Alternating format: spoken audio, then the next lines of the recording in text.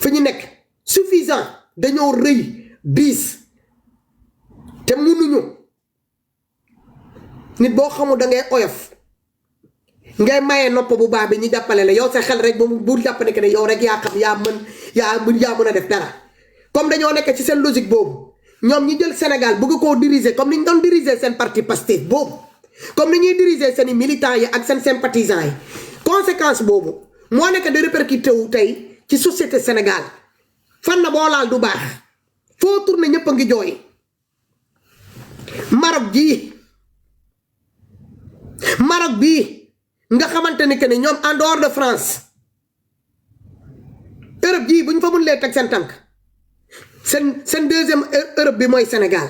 ndaxte seen médecins yi bëri ci suñu université yooyu la ñu jóge ñu sëkk ak ñoom jàmm ak salaam suñu rakk yi jóge fii avec tout frais compris gouvernement bi yëkkati leen jël leen en charge yóbbul leen ba ci dëkk Maroc boobu pour ñu dem supporter suñu joueurs yi ñu dem ñu egg foofu ndogal dal leen fa ñu téye leen gis nañ le premier ministre tweet gis nañ premier ministre discours bu mu def ñu am suñu ministre des affaires étrangères njëriñam ci dëkk bi laa comprendreul parce que waaw bu dee président de la république bi sénégalais yi fal à hauteur de 54% fi mu war a dem teew en tant que njiitu réew mi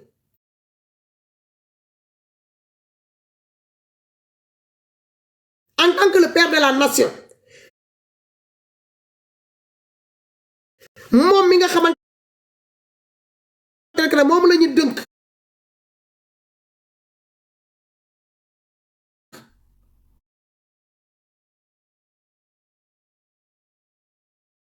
li war a baax ci Sénégal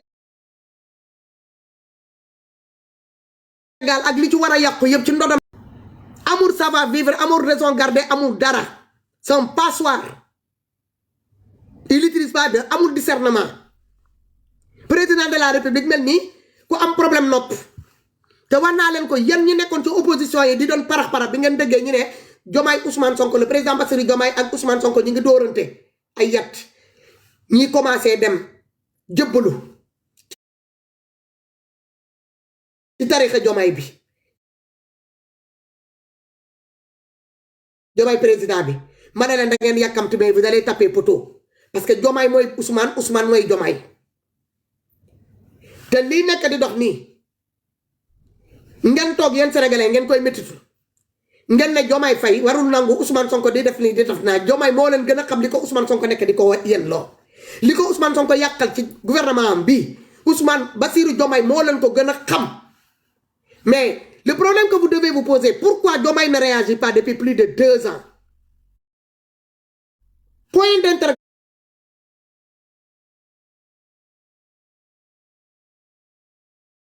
d'interrogation.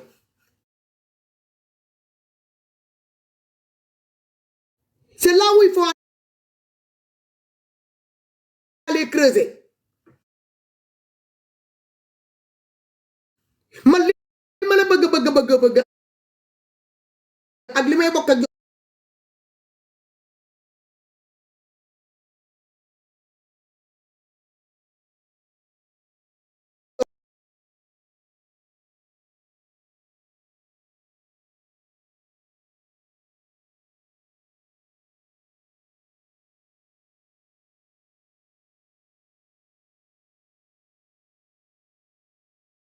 avec lui-même. L'homme qui n'est pas en phase avec l'histoire. L'homme qui ne connaît pas le Sénégal, qui ne maîtrise pas le besoin des Sénégalais. L'homme qui pense qu'à sa tête. L'homme qui pense qu'à lui-même. Il est d'une égocentrique inimaginable. Yaa ngi dëgg arrogance hautaine yéen a ngi dëgg homme boo xamante ne que ni il est d'un niveau de complexe inouï kookoy Ousmane Sonko un gars qui parle pour ne rien dire il accuse tout le monde. Il n'y a que lui qui est bien. Xam na ko de Diomaye mi nga ay seele li man maa leen ko waxoon le président Bassirou Diomaye il s'est enfermé avec son prédécesseur Macky Sall balaa muy dem dafa am ay seele yi mu ko jox dans ces seele là yéen a ngi dëgg Bassirou Diomaye jëbbal nañ ko ay seele yoo xamante ne ça concerne Ousmane Sonko et le fléau de 2021 avant 2021 ba après 2021 ba après 2021 waaw Colette xaaral ko rek jàll xaaral ma génnee la fii si le folima en tant à ce mois béni de Ramadan nga sant Diallo man ma sant Danso te yéen ci samay maam yi ngeen bokk tu me parles de la folie ah li ma ñaanal noonu yàlla na la ko yàlla delloo waaw yow yàlla na la yàlla delloo yow sa yéene bi ma yéene man yéenewu ma la ko natt xaw ma la waaw nii ngeen di def ngeen alak foo leen laal mu métti foo leen jublu ñu dàq leen comme ay xaj foo leen jublu ñu dàq leen ku leen dig daw leen parce que da ngeen di tooñ te tooñ daa baaxut Adama Sow salminaama buy nuy naa la bëre sama nijaay boobu macha allah président Bassirou Diomaye li Ousmane Sonko nekkee xam na ko et ça le va bien hein ça le va très bien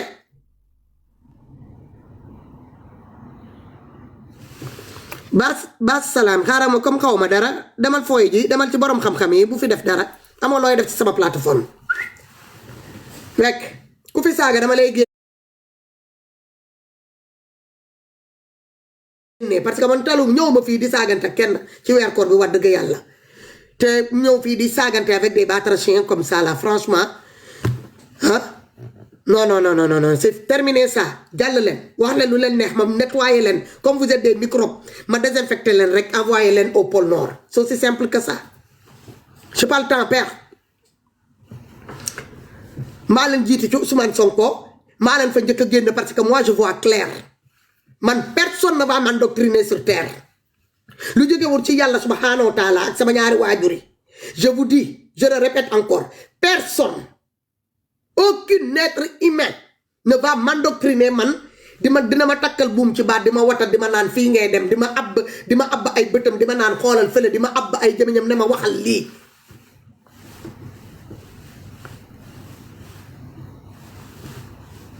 parce que bi ko man dama simaat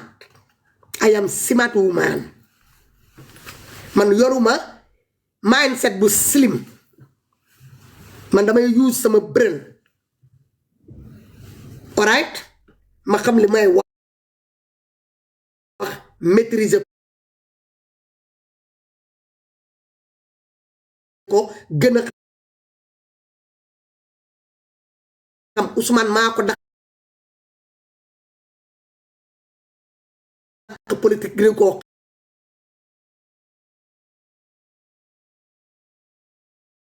xam boppam sa moom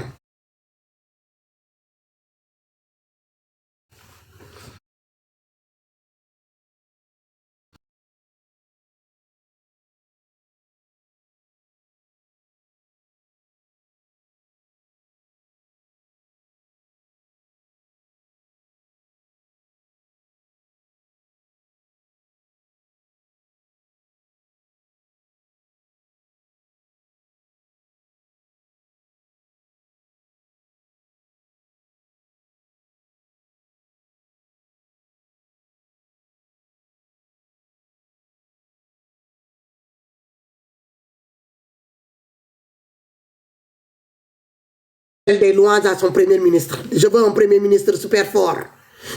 Je cherche un premier ministre superman. Un premier ministre super fort. Il n'a jamais dit que je vais faire mon maximum pour avoir une jeunesse super fort. Cette pépite-là qu'il a. Cette pierre brute-là qui devait tailler, polluer. Me polluer ko. Polir ko. Lisser ko. Vernis ko. Mettre ko en vitrine. Non. il était à la quête, il était tellement à l'admiration, sous l'admiration de son premier ministre. Tout ce qu'il faisait, ça tournait autour de son premier ministre. Tout au début, hein, comme le mensonge, comme la vérité finit toujours par rattraper le mensonge, quoi qu'il arrive, cette vérité-là l'a rattrapé lui en tant que le premier ministre, en tant que le président de la République. Qu'est-ce qui s'est passé? Il s'est rendu compte que finalement, et ces privilèges-là, il n'est pas prêt à le laisser passer. Pourquoi pas ne pas tenter une deuxième mandat? Nous créons etc. Ils ont commencé à se crêper des signaux comme des chiffonniers. Les Sénégalais, certains Sénégalais qui n'ont rien dans leur cabessa, qui ne réfléchissent pas avec leur tête, qui à la place d'utiliser leur tête, ils utilisent leurs pieds. C'est des gens qui réfléchissent avec leurs pieds. C'est là où ils sont partis se jeter dans la gueule du loup. Diomaye Faye les a récupérés. Quitte à même se mettre devant les Sénégalais à prendre des photos, etc., faire des selfies, montrer qu'ils sont partis dans cette coalition-là. Tellement ils étaient pressés de voir Ousmane Sonko et Bassirou Diomaye se crêper des signaux.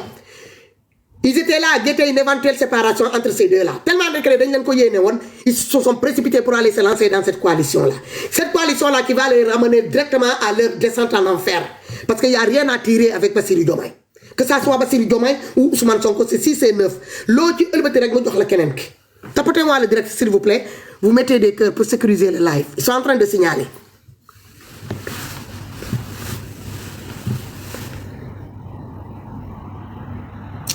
Bassirou Diomaye, depuis combien de temps le président de la République, l'angen fi deugal limu jël comme ay engagement mu tok fi mu concerne les Sénégalais de l'intérieur et les Sénégalais de l'extérieur lo xamantene ko ko deug yaangi deug nga nek ci situation bobu diko dund wala nga bañ ko dund yow sa xel bi day dal parce que yaangi soralé ñi nga xamantene que xéna ñi ngi dund situation bobu nada non zéro.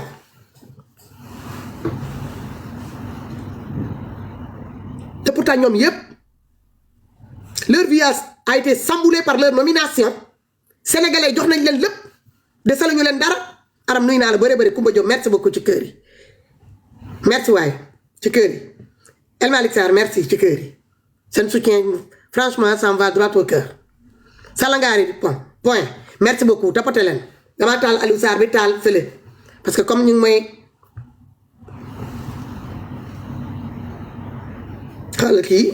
regarde-moi ce bouffon là, qu'est-ce qu'il vient m'écrire ici? Seul devant Dieu. Tu n'as pas peur. Tu te prénommes seul devant Dieu. Donc tu sais très bien que tu seras seul devant ton Allah subhanahu wa ta'ala. Et ce que tu es en train de m'accuser là, tant que je ne te le pardonne pas, je te le jure, tu vas pas traverser ce fameux pont là de Sirat al-Mustaqim tant que moi Fatoumata bintou ya Rasulullah. J'ai pas répondu la baïka, mais cela veut dire que nous sommes présents devant Allah subhanahu wa ta'ala et devant toi pour qu'on soit jugé pour cette fameuse accusation mensongère inouïe que tu viens de me lancer là. Moi je ne suis pas à un poste d'avocat de député près. J'ai les moyens financiers pour ça. J'ai les moyens immobilier pour ça. 15 millions de caution, c'est quoi? Pour quelqu'un qui a investi dans un immobilier de plus de 300 millions,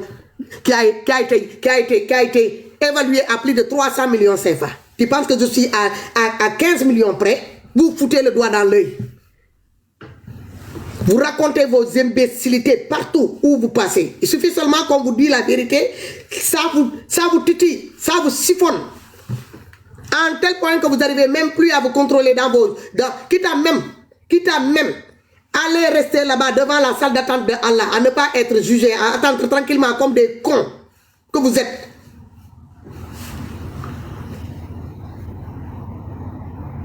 Mais vous aimez calomnier tout le monde. Véhiculer, distribuer vos messages mensongers là sur les Sénégalais honnêtes et dignes.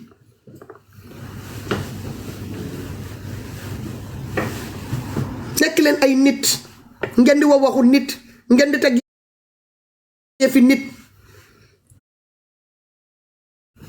fi kenn bañu fi kenn jikko yi lañuy bañ jikko yi lañuy condamné te nit nak say wax buy woro ak say jëf sa waxu dëmb bu mangewul ak sa waxu tay sa jëfu dëmb bu mangewul ak sa jëfu tay yo dañ la wara ragal. Moy ci fan bo mënti nek sa biir famille sa njabot sa entourage sa dekkandor sa liggéeykaay ak ñoomi seen te loolu nag la ñu am ci politiciens yi toog nii tey dañ leen jaayoon don de soi ñoom bi ñu toogee ba léegi est-ce que ñu ngi ci don de soi bi nekkuñu ci don de soi ñu ngi ci don de moi et ma famille ci loolu la ñu nekk.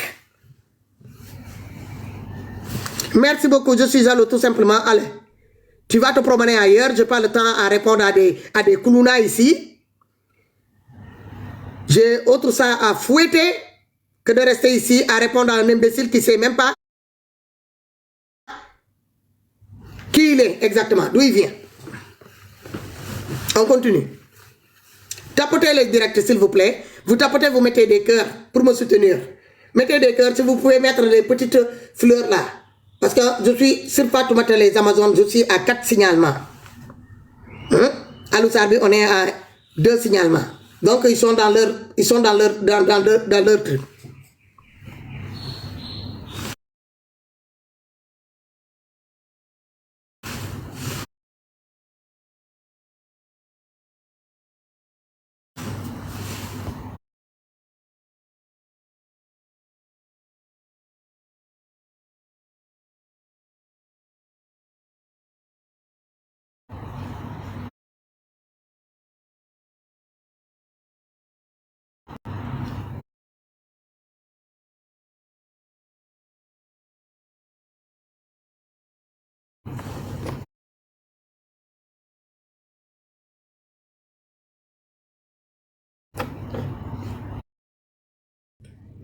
boo demee ci santé bi dara doxu fa nga dem ci ministère de la femme et du petit enfance doo gis dara nga ñëw ci ministère de l'agriculture et de l'élevage nada ministère de l'enseignement nada yéen a ngi dëgg ministère bi dem ci di saytu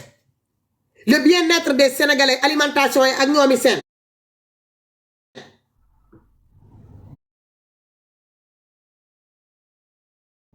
dara amu fa kon lan moo dox su ñu amee un premier ministre en étant chez lui il se permet de se mettre devant les institutions sénégalaises moom mu waroon a doonoon benn exemple woon Sénégalais yi que ni on doit pas parler comme ça à nos institutions parce que institutions yi ñoo nekk suñu soupape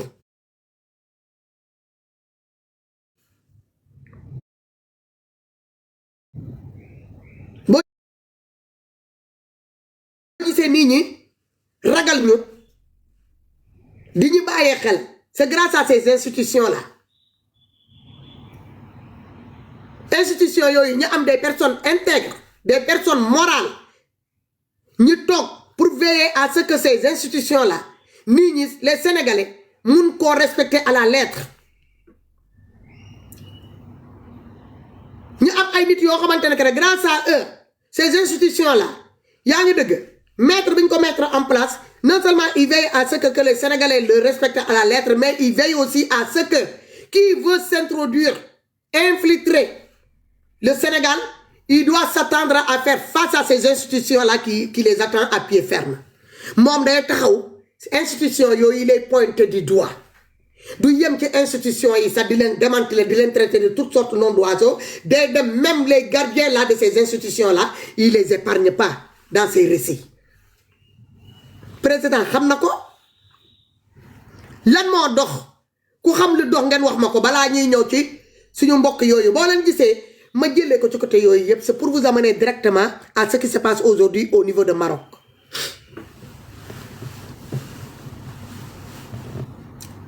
Les Sénégalais qui sont détenus un peu partout dans le monde, je vous plains.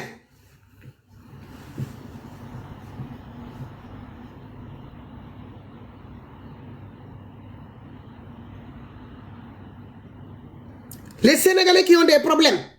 un peu partout dans le monde, je vous plains. Parce que vous êtes face à des gens qui ont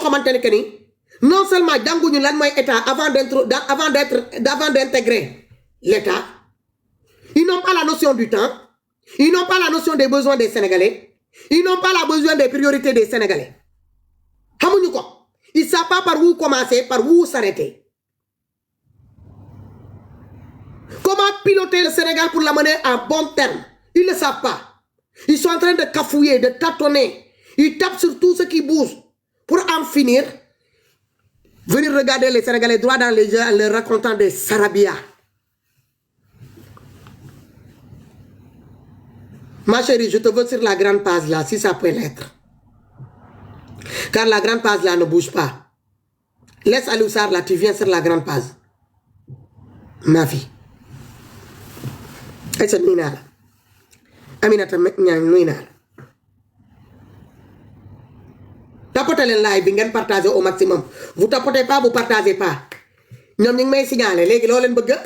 live yangi yek di wacc on devait dépasser ces Fatoumata dans les 300 et quelques yek ci kaw Aliou Sarr on était dans les 100 et quelques ngeen bay ko mu wacc ba dans les 70 man don la ci mun may manam ñoo tok fi waslu sama ak ak yeen buma paré ma fay ma dem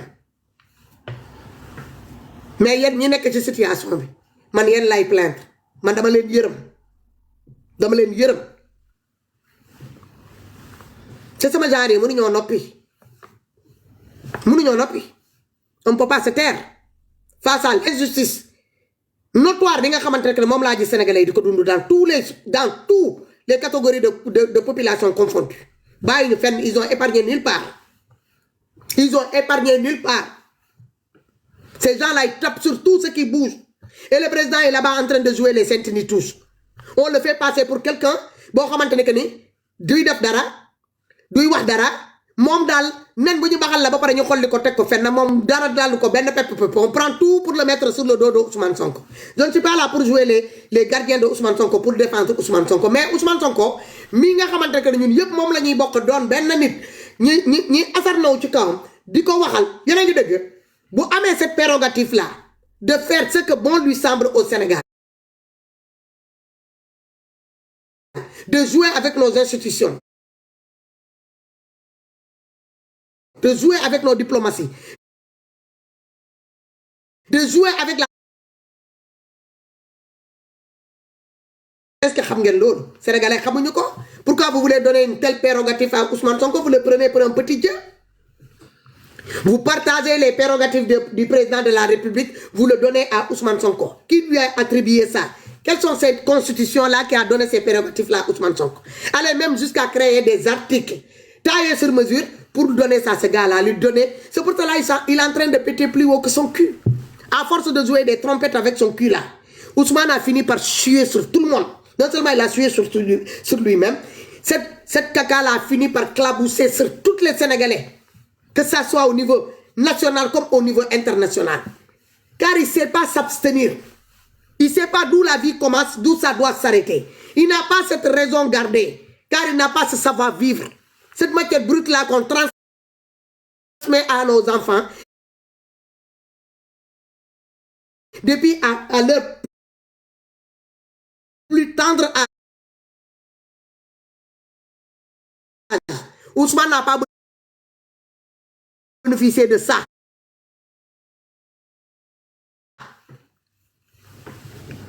Il a été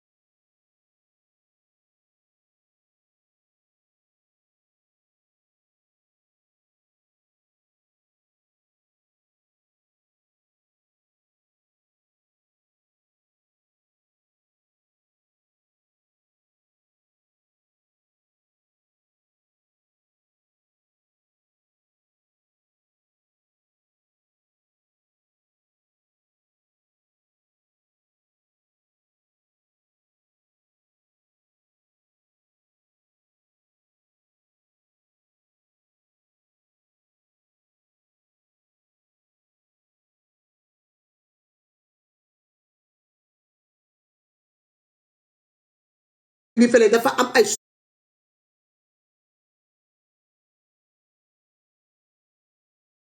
choc émotion quand yan moy jur doom muy xaar ba muy am ay 12 ans mu diko jox mu diko reconnaître sa nday jox la sa nday jox la tour sa baay tamit bi mu ñëwee tamit di la reconnaître mu jox la beneen tur moo tax Ousmane am ñaari tur mu am tur Salif bi nga xamante ne moom la papa yéene woon pour jox ko hélas ba muy juddoo fekk ko foofu d'après ses dires du man maa ko inventé c'est Ousmane même qui l'a dit, les vidéos sont là, allez écouter. Que son défunt papa l'a reconnu à l'âge de 12 ans. Car il n'était pas avec sa maman, il ne vivait pas avec sa maman. Ousmane n'a même pas l'amour de sa maman. Quand il vient, c'est sa mère, c'est pour quelques minutes, il s'en va. Il est tout le temps fourré, c'est sa grand-mère, Assom, que moi je connaissais. Qui l'a élevé. C'est ça, côté maternel, sa grand-mère maternelle, mère Sow.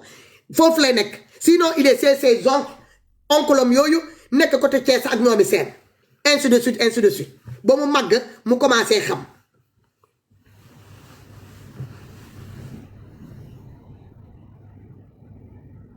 te mu amaat beneen choc. C'est un gars qui n'était pas en phase avec lui-même, qui avait un complexe sur sa personne,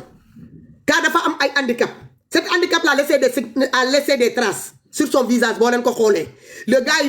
il était dévoré par les boutons.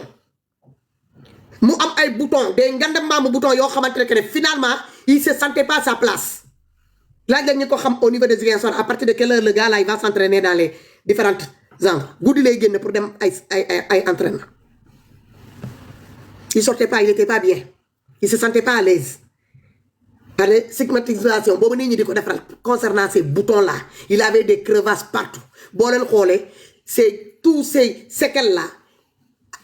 sont restés, ils ont laissé leur empreinte sur son visage. Pour savoir pourquoi ce gars-là se comporte aujourd'hui, il faut aller chercher depuis au début. Maintenant que je le suivais, tout ça là, c'est ça qui avait heurté ma sensibilité. Parce que je me suis dit que s'il est entouré, vu qu'il n'a pas bénéficié de cet amour-là que moi j'ai eu, il n'a pas été chouchouté comme beaucoup parmi nous par ses deux parents. Ok? Un papa qui était tout le temps absent. Une maman qui doit s'occuper de tout le monde. Aujourd'hui, il essaie sa grand-mère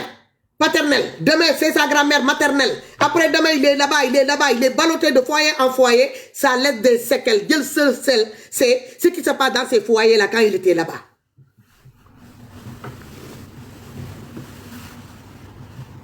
Parce que quand tu as grandi avec ta grand-mère, les grands-parents là, on les connaît. Ils savent surtout. Voilà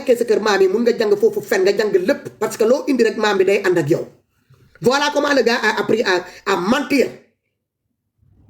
C'est ses grands-parents. Parce que papa n'était pas là, maman n'était pas présent. Grand-mère, de temps en temps, nous envoyé ses oncles, ainsi de suite. Voilà comment le gars a appris à mentir petit à petit. Allez, même à son plus tendre enfance, à se déguiser en femme. Mu doon imiter sa grand-mère là Assom mu doon sol ay yërëm di takk ay kii bu amoon ay événements yi amoon kër bu mu dëkkoon noonu au niveau de Ziguinchor laaj leen waa Ziguinchor yi fa xam à partir de vendredi jusqu'à tey dimanche la nit ñi di commencer di tasaaru tout le boulot et le fogni les femmes de ménage et les hommes qui font les gardiennages etc., les boys de service foofu lañ daan ñëw ñi doon dëkk ci kër bu rikki ki boobu kër maamam di kër Assom. Et Ousmane était là-bas. Tous ces femmes de ménage, jigéen mindaani ñi ñoo ni mindaan ak ñoomi seen ñi ñoo noonu ci Ziguinchor yépp ci kër Assom lañ daan dëkk. Orchestre ngeen laajte waa Ziguinchor ñu wax leen à partir de vendredi soir ñoom lu ñu fayee ko dañ koy cotiser ñu am seeni caisse boo xamante ne caisse boobu c'est pour jënd li ñuy jënd togg ko tëgg fecc non stop vendredi soir samedi toute la journée. Bon le dimanche, bu ñu añee ba pare ñu raxasu ku nekk dellu à ses occupations pour waajalaat encore lundi bi ba beneen vendredi encore noonu foo leen fekk ñi nga ay asso bi ak ñoomi seen. Un gars qui a grandi là-bas, un gars qui est tout le temps dans ces genres de trucs là, qui a grandi pratiquement avec des femmes, qui n'a pas vu papa, qui devait le mettre sur le droit chemin, l'empêcher de raconter certaines mensonges, certaines sarabias. En le faisant comprendre que l'homme ne doit pas trop bavarder. gars il fait que parler c'est un gueulard teyu ko car cette maîtrise de soi bi nga xamante ne moom la ñuy transmettre à un enfant savoir quand est-ce qu'il faut l'ouvrir quand est-ce qu'il faut bu njëkk ba da ngay xool sa doom rek mu xam li nga bëgg a wax bu dee da ngaa bëgg mu taxaw wala mu toog wala mu dem wala leneen xool ko rek ne ko ni jàkk rek kay xam le gars là dañ ko war a pour rien que pour le mettre sur le droit chemin ils sont partis l'arracher au nord pour l'amener en Casamance le initier aux boîtes sacrées pour qu'il puisse changer un peu de mindset mais taxul sa waay ji mu tegu ci droit chemin taxul mu tegu ci droit chemin pendant tout le temps qu'il a vécu dans ce boîte sacrée là il n'a pas appris grand chose président Bassirou Diomaye nag tooñ nga sénégalais ba fu tooñ yem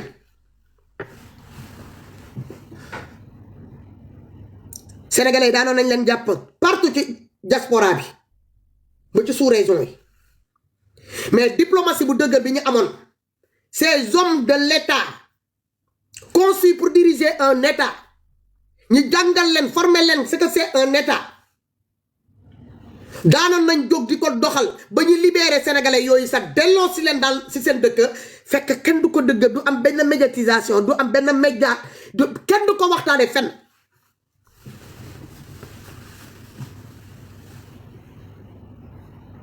mais ñii ils sont pas capables hein parce que ñi ñuy wër ñi ngi doon seetaan bi ñu ñëwee bu ñu toogee ñi ne Côte d'Ivoire ñi dëgg de Côte d'Ivoire des opposants ñi naa nekk ni peuple ivoirien yi boobu à l'approche de leur élection là leur dernière élection là qu'ils ont fait ñu ne leen vous voulez évincer Ouattara pour amener qui vous voulez jouer le régime vous voulez faire les mêmes erreurs que la population sénégalaise qu'ils ont commis en faisant partir Macky Sall et faire venir des bapounes. Billy, s'il fait chaud, moi je m'en fous. Moi ici, là, chez moi, là, il fait frais. Je suis obligé d'allumer le chauffage. Si nous avons l'élection que nous préparé au niveau de la Côte d'Ivoire, nous avons des opposants. Les gens du parti au pouvoir, nous avons Alassane Dramane Ouattara. ñi taxaw ñëpp di leen dëgg ñi naan population ivoirienne yi ni que ni erreur bi le Sénégal a fait si vous voulez commettre les mêmes erreurs que la population sénégalaise yéen a ngi noonu def leen ko Macky Sall est parti aujourd'hui là Sonko et Diomaye sont arrivés depuis qu'ils sont arrivés jusqu'à présent les Sénégalais ils pleurent ils sont obligés même de venir chez nous là pour manger pour qu'on puisse les aider pour aller faire fonctionner leur pays loolu du nit moom ko man maa toog ma dëgg ko pendant les élections yeneen ko doon dëgg yéen sénégalais c'est pas la honte ça on n'est pas la risée de ces gens-là qui nous respectaient Alassane Dramane Ouattara qui demandait même à Macky Sall di ko naan ne que ne j'aimerais bien avant de quitter mon pouvoir de faire le maximum pour t'arriver pour mën a am fu ma pour émerger mon pays Macky Sall di conseiller waa Alassane Dramane Ouattara ne ko ni baax na nekk fii di réprimander ak ñoomi seen c'est bien mais il faut dafa loolu dafa am lu muy àndal mooy maanaam defaral sa réew t'as les moyens pour le faire Alassane Dramane Ouattara un président ivoirien mun a doon papay Macky Sall kooku bu taxawee di ñu naan ni que ni s'il a eu l'amour de faire quelque chose dans son pays c'est grâce à son jeune frère Macky Sall ñun yëpp ñu dëgg ko ñun sénégalais moo waral ni que ne bi sénégalais yi jëlee Macky Sall ñu délecté ko sandi ko ñu toog 2 ans ñuy jooy gouvernement bu bees bi ñuy daw si à chaque fois di ñëw di lépp gouvernement Alassane Dramane Ouattara ça les a choqués ça les a bouleversés ça les a retournés parce qu'ils ne s'attendaient pas à ça vu le niveau où Sénégal ak gon Macky Sall toog na fi ba mu jógee fi musul leb Côte d'Ivoire 500 francs CFA sax musul ne Alassane Dramane Ouattara est-ce que sa biir poche am nga foofu benn fukki dërëm pour ma dugal ko ci machine à café pour ma naan musul am car dignité boobu daf ko doon dajale daf ko doon garder parce que am na loo xamante ne que ne boo fa eggee ak nit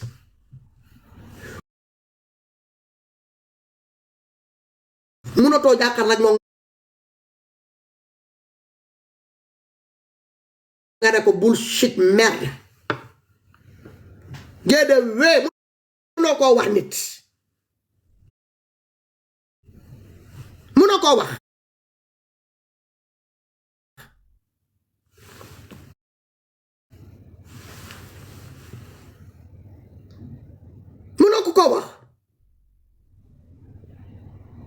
loolu la ñu doon bañal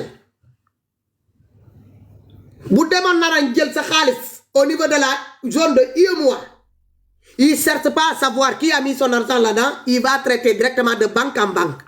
pays sénégalais qui va prêter dans une banque de UEMOA après d'où vient l'argent et whatever c'est pas ses problèmes il s'en cabat mais éperdument du moment qu'il a des garanties des fonds de garantie pour mettre quoi en place qui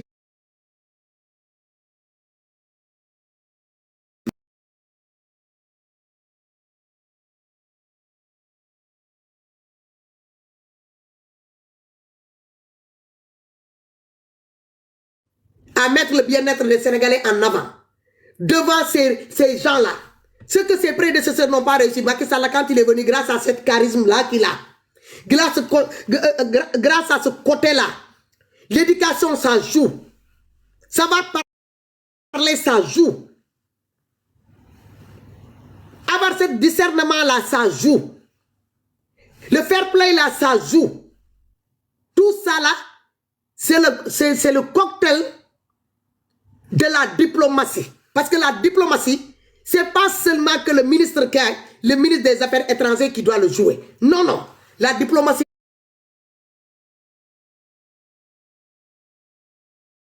doit commencer par son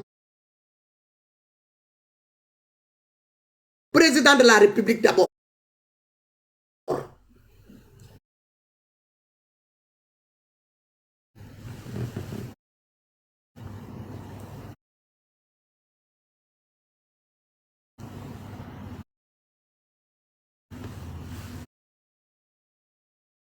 Bon, enveloppé de ce respect-là de donnant-donner. Quand il est en face des autres, il n'a pas besoin de leur dire que vous devez me respecter parce que je m'appelle Macky Sall. Non, non. Je suis président du Sénégal. Non, non. Non. La personne qui sont en face de lui, c'est eux-mêmes qui vont s'incliner. Moi, Macky Sall, il faut que vous respecter. N'allez pas chercher midi et 14h. Dafa daan toog ak ñoom xamal la ni que ne li bar bëgg moom la bëtt bëgg li ngeen yéeneel seen population ngeen di ko favoriser seen dëkk donte que ne moi j'ai pas ces moyens là mais je vais faire avec les moyens du bord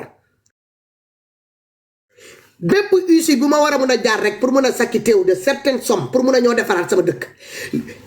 terre yi may gis si dëkk jàmbur yi dinaa ko indi BRT yi dinaa ko indi les bus propres la dinaa ko indi pour mun a alléger sama population yi jàng bi dinaa ko réformer dinaa ci defar loo xamante ni xale yi dinañu dem ba ñuy keroog bu ñuy paree jàng ils n'auront même pas cet amour là de dire qu'ils vont quitter leur pays pour des bourses je ne sais pas whatever pour aller étudier ailleurs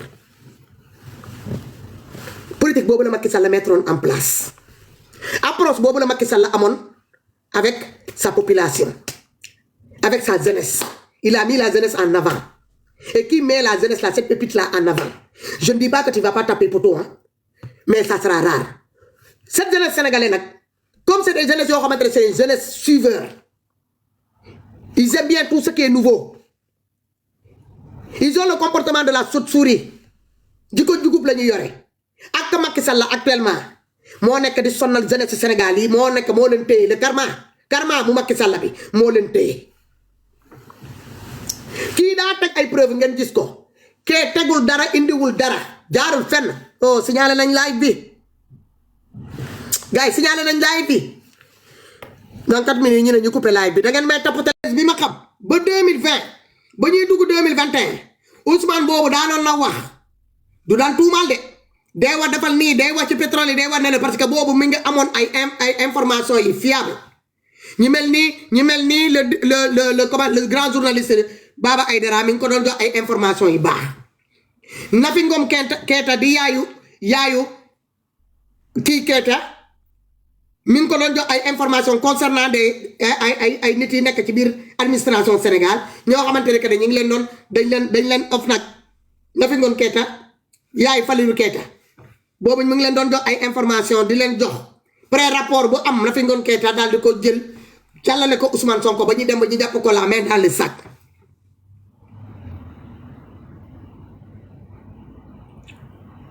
muy dem Baba Aïdara dafa jël ay information di ko yóbbul Ousmane Sonko te xamul Ousmane Sonko ëllëg mu ne ko yor naa information yi man tam fi ngay dem di rootee man tam foofu lay dem di rootee pareil pour Clédor Sène ñoom yëpp Baba Aïdara xam ne que ni ñoom yëpp ñoo bokk fu ñuy yóbbee bu ñu rootee fii ci moom fu ñuy yóbbee fu ñuy demee fu ñu koy dem sotti ci ndaal bu ñu koy dem sotti mooy ndaalu Ousmane Sonko bi mu bàyyi leen ci biir ba Macky Sall jàpp leen la main dans le sac.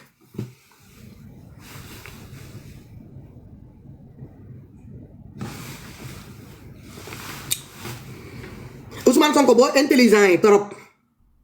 gouvernement Pastef bii boo nitee nga jàng nga xam man sama kaa déjà jamono bi ma nekkoon ak ñoom sax di leen doon kii dama leen doon impressionné tellement que ni man dañ ma doon ragalee xel parce que dañu nee ni que ni man damaa tubaabe trop comme tubaab yi ñoo ma yar ci tubaab yi laa defee sama lépp man dañ ma daan moytu sama catégorie bi man arrangé wu ma leen parce que sama genre yi dafa am li dugg déjà ci sama bopp li tubaab yi duggal sama bopp génne raxas lépp li nga xamante ne que jëloo naa ko woon Africa ñi xam ne que ne man ça sera pas facile pour ñu mun maa téye comme ni ñu koy defee nii mel ni des vêtements mouillés qu'on doit sooree mooy maanaam sooree xaw ma comment on dit sooree mooy boo fóotee ba pare comment tu sors comment on dit sooree en wolof.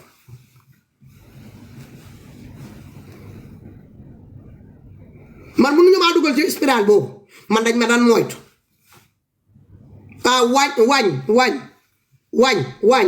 waañ c'est pas la cuisine waañ c'est cuisine.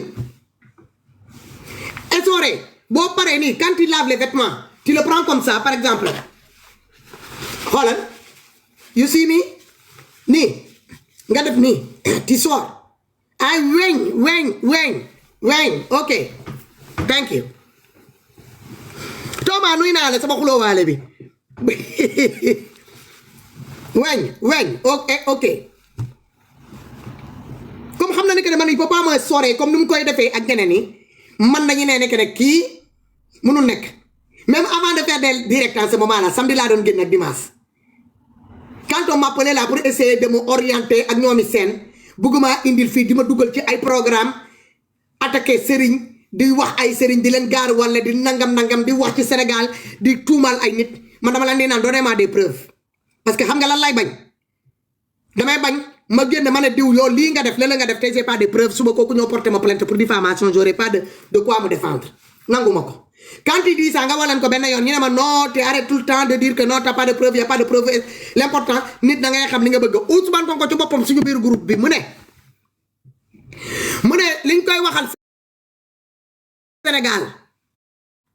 métti na métti boo xamante ne que ni am na ñu nekk biir Sénégal boo ko waxoon ci seen tarixa wala nga waxoon ci seen sëriñ ñi wàcce dem fekk la sa kër toj sa yàq dóor la toroxal la ci kanam sénégalais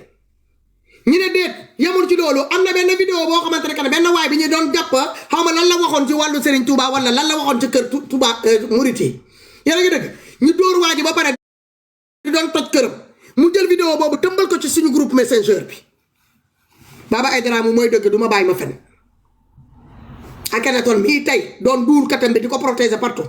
xam na li may wax bu baax ndaxte moom moo nekkoon sax le messager moo doon di ko doon véhiculer li ma bëggal moom la jëloon ma def ko ambassadeur am pour contre muy xeex contre tarixa yi pour mun a gëmloo sénégalais xanaa gisu leen ni que ñooñu seen plateforme yi boo leen gisee ñi seppi ñooñu ci sama groupe bi ñu nekkoon parce que ñoom ñëpp sama groupe lañ nekkoon ci Amazon yi xale góor yi ngay gis nii ñu dem ba ci biir comme man li ñu soxla woon mënuñu ko woon am ci ban te nee naa leen man du ma tayle sama vie du ma dem di créer sama bopp ay conflit ak kër tarixa yi pour parti politique wala un leader politique lan la ñuy def ils s'en ont servi de Akhenaton ak ñoomi seen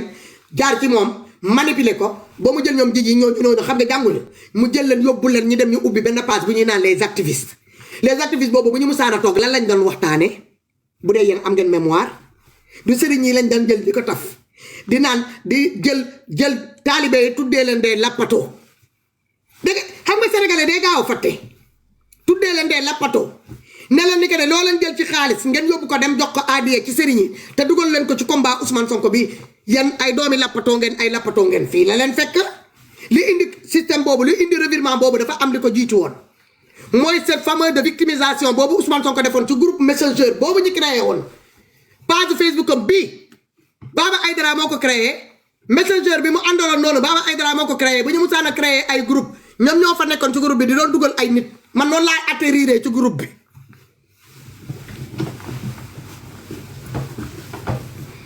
man dara jaral ma may fen ci weer koor lañ nekk te penk laa jublu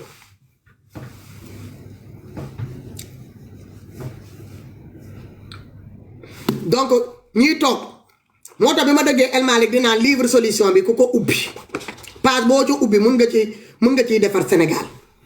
bi ñu toogee ba léegi ma ne ko livre baa ngi nii jox leen ma seen adresse ma yónnee leen ko ndax ngeen mun ciy tibb jàpp Sénégalais te yàlla tax ba léegi personne n'a jugé sonné à ma porte wala envoyé ma l'adresse son adresse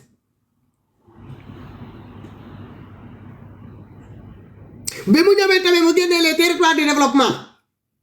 la ko gars yi commencé bindal ne ko ne da ngeen plaza livre jàmbur problème moom ak Baba Aïdara tamit ci loolu la demee bi ko Baba Aïdara di ko doon jàppale ci bindal livre bi Baba Aïdara jox ko ay information yëpp ba pare mu dem mu toog mu am lu mu ci yokk ba tuumaal ci ñoom Aliou Sarr ak ñoom Aliou Sall ak ñoomi seen ba ñu dem ñu uti joué kat théâtre boobu dëkk nekkal ci télénovela nigérien yi par le biais je ne sais pas des représentants de Pastef émigrés au niveau de Angleterre ñi jël ko ils l'ont fait passer pour un journaliste de BBC ñi indi ko mu dem kër Ousmane Sonko toog ak Ousmane Sonko dem en def le tour des gens de Pastef et waa Yewwi Askan Wi boobu ñoo xamuñu woon sont tombés dans le panneau tout a été orchestré depuis Angleterre les patriotes de Angleterre ñoo ko créé jël cette fille là elle a quitté parce que waa FBI waa kii BBC dañoo porte plainte contre cette dame là Macky Sall s'est pas laissé faire dafa topp waa BBC pour xam qui est cette journaliste là qui est venue lui calomnier concernant le pétrole sénégalais te pétrole génnagul ci jamono yooyu si la ñu xam ne que ne nekkate c'est une actrice bu doon jouer ci télénovela yooyu am au niveau de Nigeria basé au niveau de Londres ñi génnee xaalis bu bëri ñoom patriotes yi jox ko ndaw soosu joué loo ko benn scénario concernant suñu pétrole ñu jël foofu fa la ñu jaar na ñu commencé Aliou Sall suñu pétrole suñu 400 000 ñu dem ba ci biir comme les informations du jóge ci pétrole Baba Aïdara moom fu ñuy dencee lépp les comme différents documents li ñuy répertorier may maanaam fépp foo xamante ne ci àdduna bi foofu la pétrole am ressource naturelle pétrole ak gaz foofu lay génne seen documents yi fu ñu koy documenté di ko fa denc ak ñoomi seen dafa am ay journalistes yoo xamante ne que ne ñooñu la ñu autorisé pour ñu mun a am accès ci documents yooyu di ci jàng di ci jëlee ay affaires Baba Aïdara fait partie de ces journalistes là basés aux États-Unis te prochain live dinaa ko invité mu ñëw fii dinañu def benn live rien que sur le domaine pétrole gaz suñu ressource naturelle moom laa leen di indil pour mu leer ci seen bopp ñu soxla woon yeneen information ñi mettre Baba Aïdara avec cette fille là d'après les enquêtes de Baba Aïdara comme il n'a pas eu connaissance de cette fille là de d'où elle vient pourquoi elle est là mu lu tax mu jëkk saay rek mu commencé intéressé ci pétrole boo xamante ne que génnagul te Baba Aïdara avait donné des véritables documents mu jox ko Ousmane Sonko xamal ko ni que pétrole bi génnagul mais pour le moment y a ceci y a cela ak ñoomi seen Ousmane Sonko mu dem mu falsifier affaire yi pour mun a dugal loolu ñu ne xaaral bu ñu ko jaaree par un raccourci dugal ci Aliou Sall le frère du président de la République c'est là où les choses vont prendre mousse mayonnaise bi si lay gën a jàpp mu dugal Aliou Sall boobu le populisme bi a gagné le terrain ñëpp génn sénégalais yi Aliou Sall suñu 400000 Aliou Sall suñu 400000 fu mu tur la suñu 400000 yi fu mu mujjee ñu ne terrain la Aliou Sall amel sénégalais yi moom ak beneen sénégalais ñu am ci seen i différent kooku porte ko plainte léegi nag Aliou Sall dafa war a dédommager kooku 200 millions ñu laaj ko 200 millions de caution mu versé ko moom mu ak jabaram ñi ñibbi dem toog seen kër ñuy vaguer à leurs occupations ana suñu 6000 milliards yi ñu dig li ñu newoon ne que rek Aliou Sall moom la ci amoon ci intérêt ñu ne moom même Ousmane Sonko génn Baba Aïdara jox ko estimation ne ko ni pétrole bi fii balaa ñuy naan 2026 pétrole bi war na génn mu xëcc datu d'ici 2025 2026 boobu mu xëcc ko ba mu egsi ci jamono bi Macky Sall la war a génn ci pouvoir bi mu génn nee na am na pipeline bi nekk loolu moo indi seen problème bi mu am ak Baba Aïdara laa leen di expliquer Baba Aïdara da koo jox des documents yu wóor nag mu jox ko mu dem mu bindee livre bi ba pare mu ñëw bu ko koo jox Baba Aïdara ba mu xoolee mu gis ni que ne des incohérences yoo xamante ne que ne moom munu ci nangoo associé image am ak turam parce que ça va de sa réputation. Baba Aïdara décliné ne ko ni man je ne veux pas être auteur de ce livre là je m'en passe mu ne ko jëlal nga intelligent nga édité ko à ton propre compte nga assumer conséquences yi ak ñoomi seen. Deuxième lépp li nga fa yore ci information yi nga dugal ci livre bi ne me fais pas un clin d'œil bul signé fenn bul tudd sama tur fenn bu fa bind sama sant parce que man li ma la jox c'était clair et net c'était limpide. te ce que tu as écrit là c'est des choses qui ont été travesties daa jël li Baba Aïdara jox ko di vrai mu yóbbu ko dem travesti loo ko dugal ko ci ay livre ñoo bëgg ci associé Baba Aïdara pour yàq image am kooku bañ foofu la seen problème yi commencé.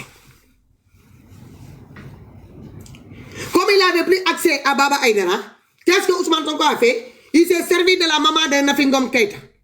Comme Nafi Ngom Keïta boobu mi ngi ko doon defal sale boulot au niveau de l'OFNAC mu jëlaat même Nafi Ngom Keïta noonu mu jël ko ne ko de léegi est-ce que am nga affinité ak Baba Aïdara kooku ne ko ne waaw mu ne ko est-ce que mën nga ma jàppale ci sama livre bi ma mun koo àggali ci pétrole bi ak ñoomi seen ngay dem ci Baba Aïdara mu lay jox ay information nga ma koy indi. Nafi Ngom Keïta joué ce surga là diggante Ousmane Sonko ak Baba Aïdara di doon jox Nafi Ngom Keïta des informations à son âme et conscience xam ne que ne information yooyu mu doon jox Nafi Ngom Keïta ci wàllu pétrole ak gaz bi ak ñoomi seen suñu ressource naturelle bi xam na ne que ne cette information là n'est pas demandée par l'État Sénégal ça va directement dans le compte de Pastef et de son leader Ousmane Sonko mu bàyyi ko ci biir di ko mariner xooj ko fa ba waa Pastef yi téye Nafi Ngom Keïta la main dans le sac Macky Sall woo ko ba mu ñëw mu ne ko nag li nga commencé nii ci di divulguer les documents confidentiels concernant les pré-rapports des uns et des autres da nga koy continuer di ko jox Ousmane Sonko te bu ñu paree ba rapport initial bi moom mu génne comme loo ko jox rek da koy day gaawatu def conférence de presse commencé di ko wax léegi nag bu génnee bu defee conférence de presse fekk nañ ñun am nañu rapport définitif bi ñun ñu génn nañ seetal nit kooku nag Ousmane Sonko nekk la risée de tout le monde voilà comment Macky Sall ak Nafi Ngom Keïta ñu dem ba ci biir Nafi Ngom Keïta jouer sur les deux tableaux ñi dem ba mu jëbi les pré-rapports là Nafi Ngom Keïta sax bu ko doon Moussa na jox sax Ousmane Sonko ñi dem ba Ousmane Sonko du daan gaawatu di génnee rapport yi comme ni mu ko daan defee dans le passé parce que on lui a mis au parfum Nafi Ngom Keïta woo mettre na ko au parfum xamal ko ne rek am na pièce bi nekk ci ginnaaw bagage yi mu koy jox na def attention balaa mu koy divulguer mu xamal ko pièce yi yëpp comme Macky Sall la oh sama kay man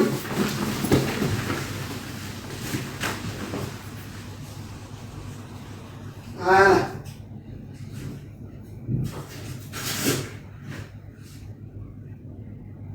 loolu jot na sax dara nga ne boo nee toog bi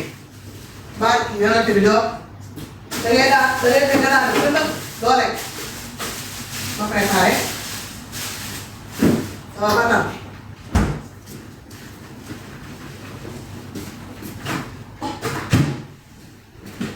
voilà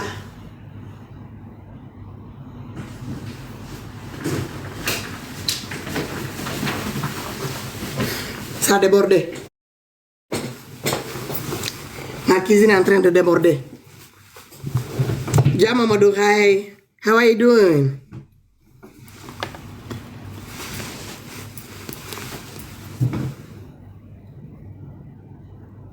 Non, fate ma dogo des na tuuti. Des na tuuti. Parce que kii bi noddu mi ngi fii. Des na tuuti. Bu heure bi jotee rek day nodd donc y a rien qui presse. Nafi Ngom Keïta bi mu demee mu alerté Ousmane Sonko xamal que ne nguur bi xam nañ ne que ne dama lay transmettre ay dossier léegi lu ma la joxati bu ko gaaw a publier da ngay toog ba rapport final bi génn nga soog a génn nga pétard nga def say mënin ñi gis ne que ne Ousmane Sonko ne fait plus de sortie concernant les rapports sur yi mu jàpp les uns et les autres. Macky Sall du dofut mu oom na fi ne ko lan moo tax sa waay di waxatul ci li jëm ci ay rapport ak ñoomi seen na fi ne c'est pas quoi dire Macky Sall jël décret ne ko ne léegi yow danga koy dem fekk ci ba jaaxle boobu ma ko jaar loon bi mu nekkee impôt domaine yow tamit ci baan boobu ngay dem toog jàllal ba caaka njaay nga dem toog ak moom foofu mu jël décret mu limogé Nafi Ngom Keïta pour trahison, pour haute trahison, pour divulgation des documents confidentiels mu dakk ko ci xaj.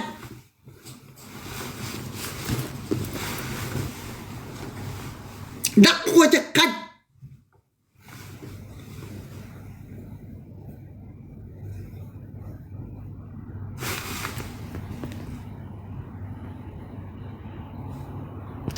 pour vous dire que Sénégal ñun amuñu njiit yi baax ñii nii duñ leen yóbbu fenn parce que boo leen xoolee président Bassirou Diomaye depuis combien de mois li soxal sénégalais nekkatu ci ñu ngi rey ay doomi sénégalais police baa ngi dugg ci ay université yi di dóor ay lacrymogène xale yi di cëppeelu di dee du communiquer du sorti bu mu ci def yoonam new ci. dëgg na premier ministre bi buy woote gatsa au niveau de Arena demaat encore au niveau de son tournée là muy tuumaal di diffamer ay politiciens ne nekk ne ñoo nekk derrière les agissements la réclamation des dus de nos étudiants. Président est resté marbre. Il n'a pas pipé un seul mot de ce qui se passe. C'est incroyable, hallucinant. Avec le comportement de Bassirou Diomaye. Il est d'une froideur, il me dépasse, ça me dépasse. En tant que père de famille, doomi jàmbur policiers yi ak liñ fa def, le comportement de saccage bi ñu def, rakkaay bi ñu fa am, vandalisme bi ñu fa am, comportement de bandit bi ñu fa yor vis-à-vis de ses enfants. Président Bassirou Diomaye est resté marbre sur ce sujet-là waxu ci. Premier ministre bi génn, ministre de l'intérieur génn ak le ministre de l'éducation supérieure gis ngeen seen déclaration bu ñu def barke dama ñaa gis ngeen Bamba Cissé bi mu delluwaatee suñu biir allocution suñu biir hémicycle bi di assemblée bi muy contredire boppam. Image yi nga xamante ne moom mii moo laaj à ce qu'on ñu dajaleel ko ay image pour mu ñëw mu réeree ko sénégalais yi yaa nga dëgg pour mun ci am benn crédibilité mu ñëwaat encore ba ci biir hémicycle bi muy naan ne xam nga ñiy montage dañuy laajte dañuy solliciter nangam mu bëgg a dëdd waa ñëw léegi il faut mettre ça sur le dos des gens qui ont monté cette vidéo là sous sa demande moom léegi nee na moom moo jël ay nit limogé leen mooy policiers yooyu demoon di doon def ay comportement yi ak ay gendarme comportement de bande yooyu ministre de l'intérieur de Bamba Cissé nee na moom moo limogé ñooñu seen i njiit yi la limogé seen patron yi la limogé léegi moom dàq na ñooñu seen patron yi ba pare moom mi nga xamante ne moo woo patron ñooñu jox leen ay pour ne leen dañuy jël ordre pour mun a dem réprimander ces élèves là de l'université moom ana sanction bu dem ci moom il s'est pas sanctionné mënoon na auto sanctionné boppam ne se fait que ne pour la dignité ne se fait que ne pour ce côté moral bi nga sanctionné le chef de la police gendarmerie ak ñoomi seen qui représente ces policiers et ces gendarmes là vagabonds qui sont partis saccager tout à l'université qui t'a même mort sans suite. Autopsie gis nañ le comportement du procureur de la République, un procureur qui a quitté son tablier de procureur pour aller endosser le tablier d'un médecin voilà dégg nga seede yàlla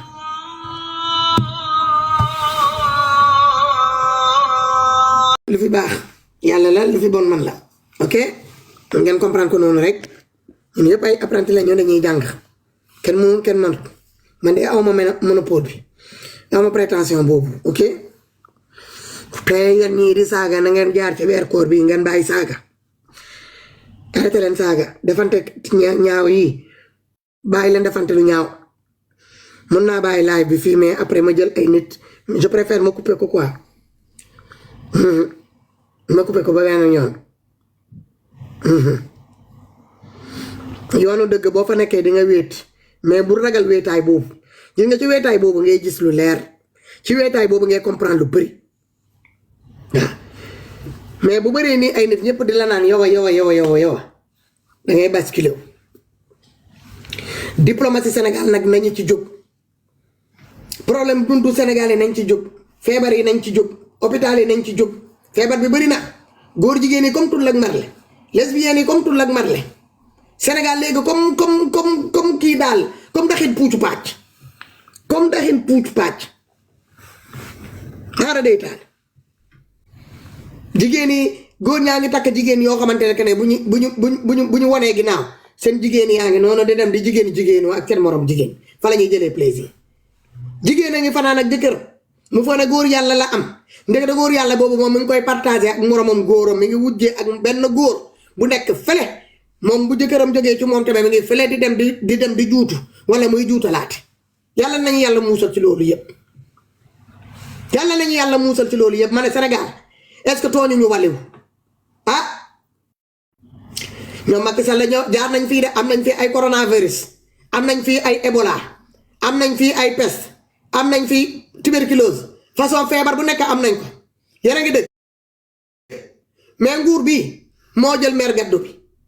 nguur bi moom mooy nguuru sida nañ ko wax rek te dee nguuru Diomaye Ousmane Sonko mooy nguuru sida ku nekk nag fi nga toog nag na nga fagar bu góor wóolu jigéen bu jigéen wóolu góor dem la ngeen dépisté ji rek moo fi sës dem la ngeen dépisté yéen ñooñu di saaga nit ñi ci commentaire yi dem la ngeen xool est-ce que amu leen xeetu jàngoor